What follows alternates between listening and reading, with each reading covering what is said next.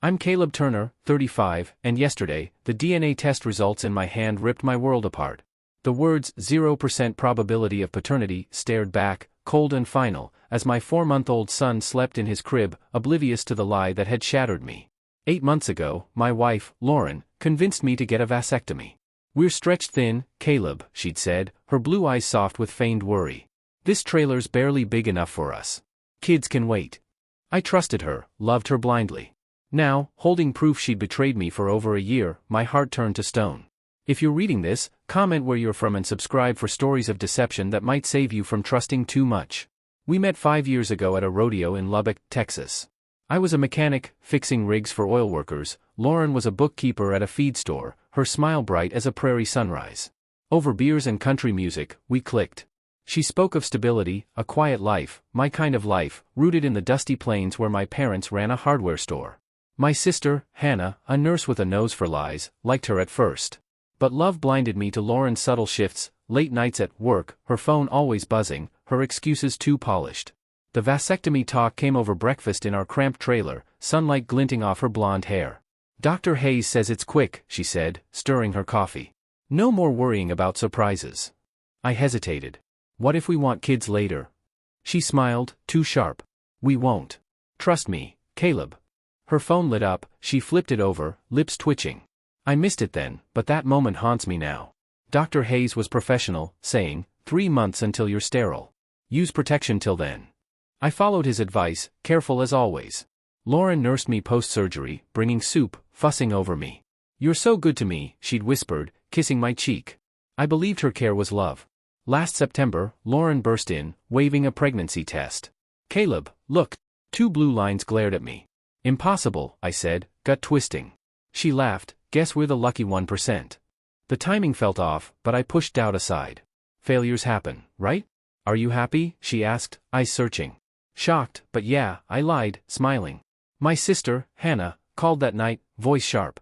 "Caleb, how sure are you it's yours?" I bristled. "It's mine." She pressed, "Vasectomies rarely fail. Get a test." I hung up, but her words gnawed at me. Lauren dove into baby prep, crib shopping, nursery plans, her enthusiasm almost too perfect. Our son was born in March, a perfect boy with hazel eyes I couldn't place. Holding him, I felt love so fierce it drowned my doubts. But his features didn't match ours, and Hannah's warning echoed. While Lauren napped, I swabbed his cheek for a DNA test, mailing it with a sick heart. The wait was hell, my days at the garage a blur of oil and betrayal. The results came during a lunch break in my truck. 0% probability. My breath stopped, grief hardening into resolve. I called Hannah. Find out about Ryan Holt. Ryan, Lauren's coworker, was a slick accountant I'd met at company picnics, always too friendly, his hand lingering on Lauren's arm. Hannah dug deep, her hospital contacts yielding gold, Ryan's texts, hotel receipts, photos. A message from Lauren, sent before the pregnancy news, sealed it. "He's clueless. Vasectomy was perfect. No test, he's too loyal." I read it in my truck, watching Lauren hum in our trailer, cooking dinner, carefree in her lie. I planned with Hannah's friend, Tara, a divorce lawyer with a shark's grin. "Paternity fraud, adultery, emotional distress," she said, eyeing the evidence. "We'll hit hard." I learned Ryan was angling for a promotion, a cushy office job. That gave me leverage. I confronted him at a job site after hours, a dusty lot where rigs sat silent. "Need to talk about Lauren," I said, luring him to a trailer office. He swaggered in, all charm. "Trouble at home, Turner?" I slid the DNA test across the desk, then photos of him and Lauren at a motel. "Congrats, Ryan. You're a dad." His face drained. It's a mistake."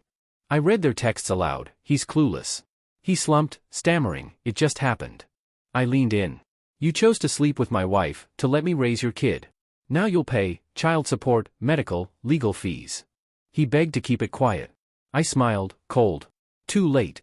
I filed an HR complaint, detailing Ryan's misuse of company funds for their trysts. His promotion vanished, he was fired within days. A local paper ran a story, accountant sacked in affair scandal, tanking his career. The final blow came at Lauren's parents' barbecue, a welcome baby event. Her mom, Diane, served ribs, her dad, Tom, toasted our grandson. I set the DNA results by Lauren's plate, next to the coleslaw. "He's not mine," I said, calm. Diane gasped. Tom grabbed the paper, face reddening. 0%, he read, voice breaking. Lauren froze. It's wrong, she stammered. I laid out texts, photos. Ryan Holt's the father. Over a year, Lauren. Tom shouted, how could you? Diane sobbed. Lauren's brother, Nate, stared, stunned. You thought I was too stupid, I said, standing. You were wrong. I kissed Diane's cheek. Thanks for the ribs. I left, Lauren's cries echoing. The divorce was swift. Tara secured me the trailer, truck, and most assets. Lauren got nothing but debt and disgrace. Her family cut her off, friends ghosted her. She and Ryan moved to his sister's garage apartment, scraping by. I saw them once at a gas station, clipping coupons, looking broken. Lauren glared, I nodded and drove on. 6 months later, I'm dating Jenna, a welder with a warm laugh. She knows my story, admires my fight. At a bar with Hannah, she asked, regret it? I shook my head. They chose lies. I chose truth. A text came from Lauren, you ruined us. I replied, you did that yourself, and blocked her. Jenna squeezed my hand. You're not that guy anymore. I'm not. My new place has photos of Hannah, my parents, Jenna, people who earn trust. The boy I loved isn't mine, but I hope he grows up better than his parents. I've learned trust is fragile, but justice is precise. I raise a beer to that.